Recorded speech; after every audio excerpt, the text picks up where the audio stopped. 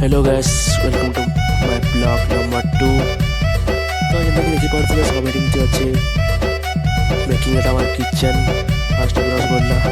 तो रसगोल्लाटा बंगाली डिश है कि आमर ओडिया मानकर ओडिशार डिश है। मत कमेंट करके जनावे। तो रसगोल्ला एमती जगन्नाथ महाप्रभु को पाखे भी लाग्सी बुक।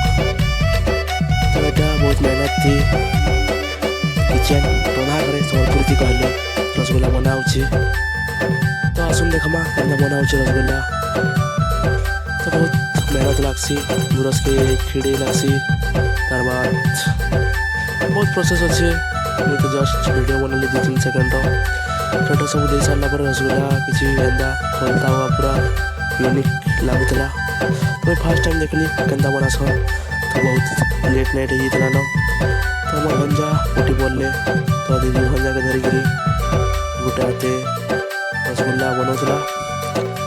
तो मुझे लेट होता तो शी पड़ली। फाइनाली सकाल के देखा रसगोल्ला रेडी हो। तो बस खाई एंजय करली। तो आप जदि भल लगला लाइक सब्सक्राइब सपोर्ट करो। Thank you.